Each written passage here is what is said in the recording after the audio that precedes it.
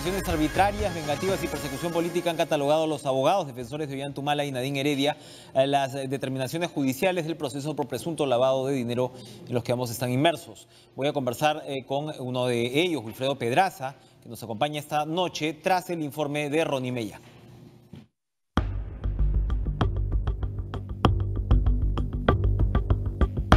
Inesperadamente, el titular del primer juzgado de investigación preparatoria, Richard Concepción Carguancho, se rectificó.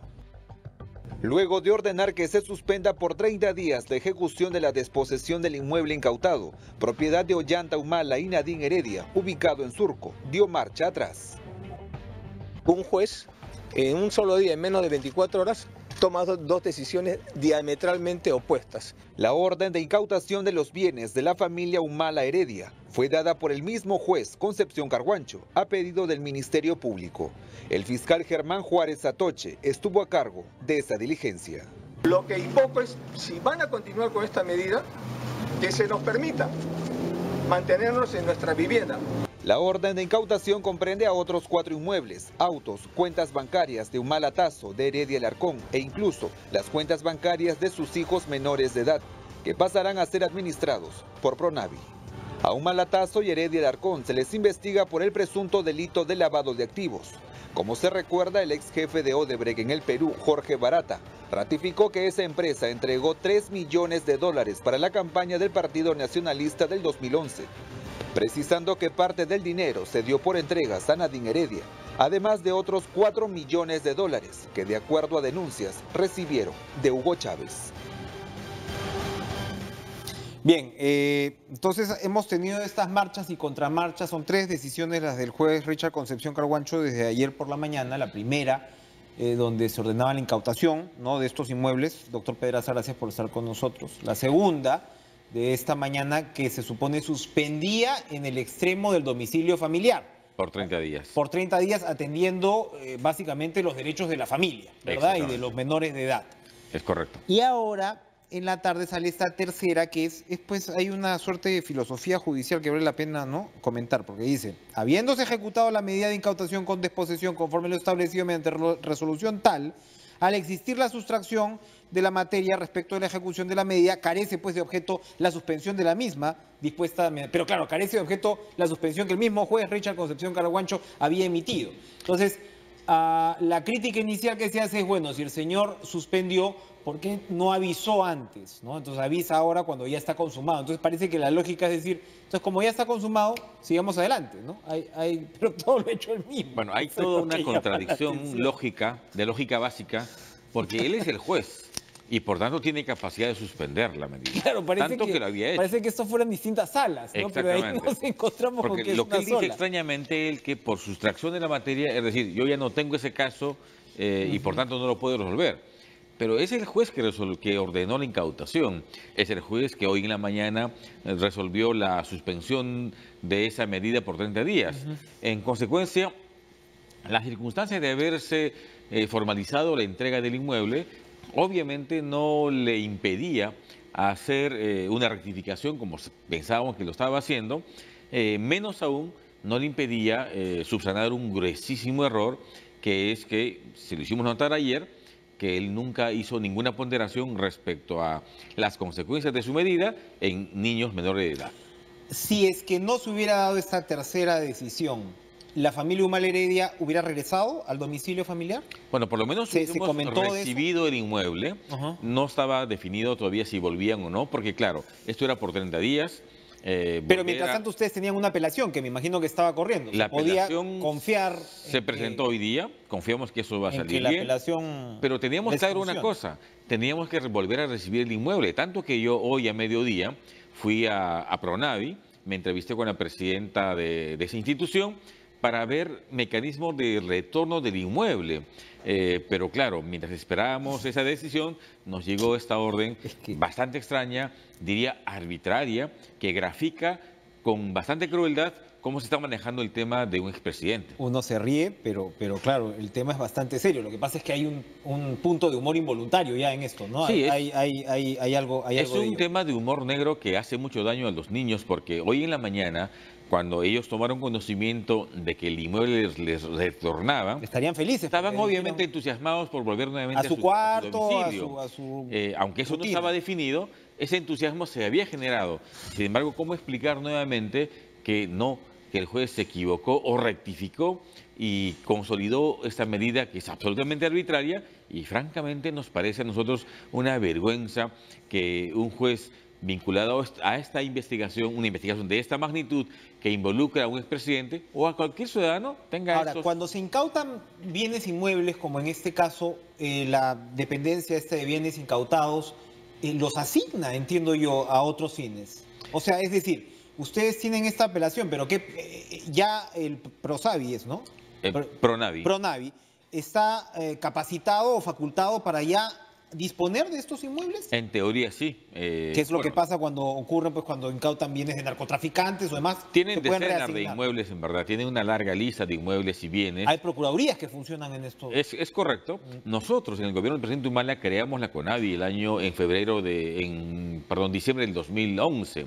En el marco de la delegación de facultades, creamos esta institución porque en OFECOF, que era la institución anterior, había un tráfico de bienes, pérdida de bienes, y quisimos ordenarla de manera tal que sí sabemos perfectamente que esta entidad puede O sea, en estricto ceder a terceros, disponer pero de- obviamente, nosotros hablamos ayer con los responsables, es un tema que está siendo materia de apelación, a todas luces arbitraria, y obviamente dudo que decidan asignar ese inmueble a una tercera persona.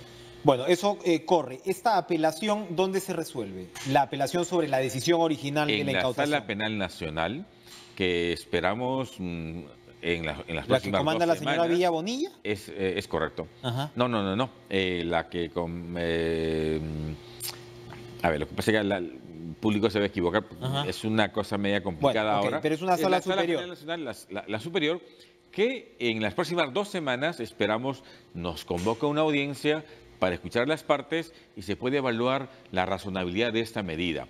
Nos han dicho que pero la medida es legal. Es verdad, está en la norma, pero las medidas cautelares tienen que aplicarse sobre la lógica de la proporcionalidad, de la razonabilidad. Y eso no tiene, obviamente, ningún apelito de razonabilidad. Ese es el destino de los bienes. El otro es el tema, por supuesto, de la recusación contra Concepción Carhuancho. Hoy se vio una tutela de derechos que ustedes han presentado, la defensa de Humala ha presentado, para, entiendo yo, según lo que escuché a César Nakazaki, involucrar o incluir nuevas pruebas, ¿no? Porque lo que decía Nakazaki es, con las pruebas que están, a mí no me van a dejar, digamos, plantear mi estrategia durante el juicio. Y entonces Concepción Carhuancho ha dicho, no, hasta que no se resuelva la recusación contra mí, yo no puedo tomar una decisión con respecto a esto o no. ¿Cómo es esto de la A ver, recusación hay contra dos temas en realidad.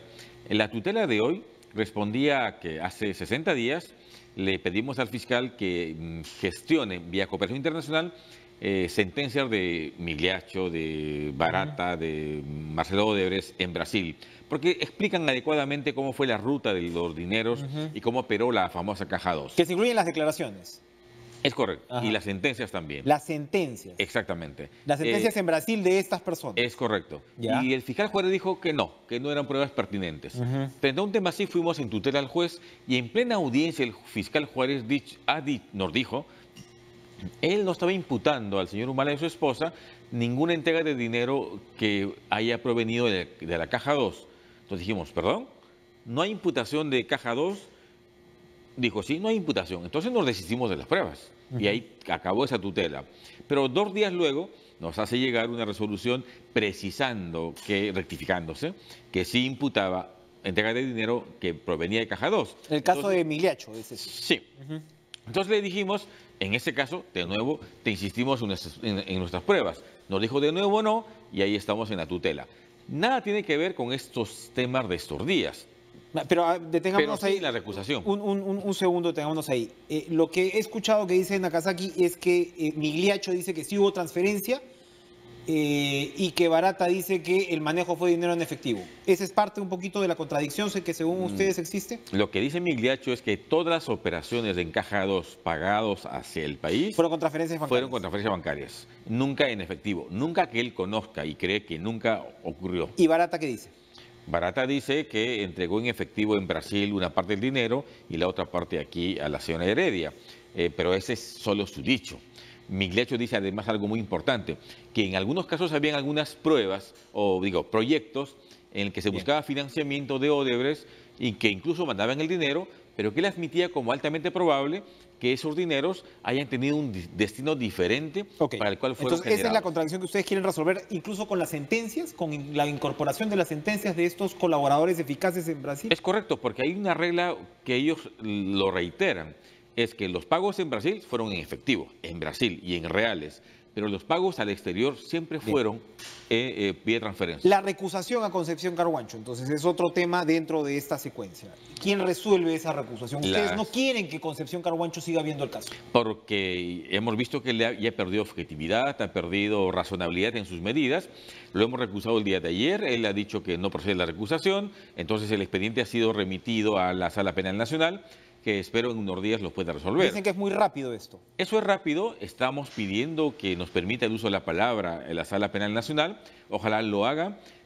Además esperamos que el propio juez Concepción Carhuancho, haciendo uso de un mecanismo personal, se inhiba del caso. Digamos, por decoro, que esa es la forma como se expresa en el derecho, por decoro él debería dejar este caso. Vamos, es insostenible ahora, con una prisión preventiva que se la revocaron, con una llamada severa de atención del Tribunal Constitucional, con estas marchas y contramarchas, la verdad es que no nos genera certeza de un juez que se supone es un juez de garantía. Concepción Carhuancho es el juez de la investigación preparatoria. Sí, correcto. Él no va a ver el juicio, en todo caso. El juicio no, pero él va a ver la etapa intermedia, que es un tema absolutamente central.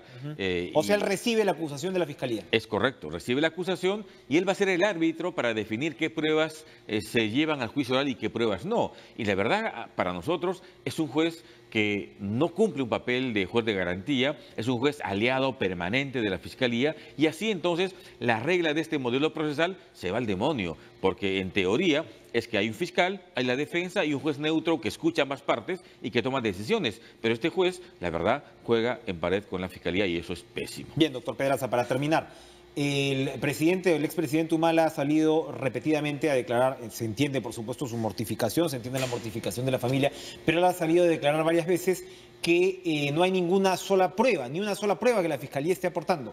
Y eso por un lado. Y por otro lado, que todos los supuestos se basan en un aporte de campaña que en el Perú no está penado.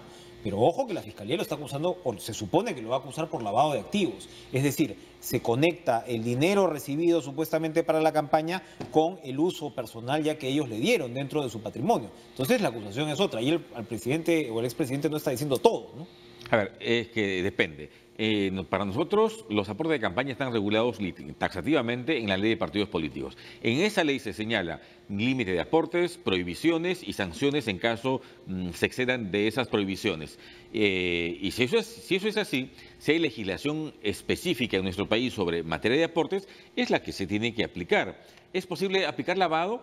A ver, para lavado hay que, primero, el dinero tiene que provenir de minería ilegal, de terrorismo, de narcotráfico o cualquier delito contra el Estado. No vemos de qué manera puede venirse dinero de esa forma. Y en segundo lugar, quienes supuestamente recibieron el dinero tendrían que saber que ese dinero tenía ese origen ilícito. Y en la declaración de Barata, que es el testigo estrella, ha dicho, ni yo sabía que la Caja 2 tenía dinero ilícito. Y le preguntamos, es ilícita, una coima es ilícita, pues, o un aporte pero por en abajo nuestro caso no es una coima, en nuestro caso es un aporte para campaña, se supone a pedido del PT por un tema ideológico, que era un aporte de un privado, el empresario Odebrecht, a un partido político que no tenía ninguna función pública. A ver, ¿eso es lavado? Eso no puede ser lavado. A ver, en España cuando se discutía estos temas, se decidió algo básico que en este país no se quiere hacer, aunque hoy está cobrando fuerza, tipificar el delito de financiamiento ilegal de partidos políticos. Entonces, si hay ese vacío, es muy forzado plantear una figura de lavado de activos en esta hipótesis. Se verá en el juicio. Gracias, Wilfredo Pedraza, por acompañarnos. Gracias, Enrique. Esta noche, abogado del expresidente Ollanta Humala. Regresamos con más en Cara a Cara. No se vayan.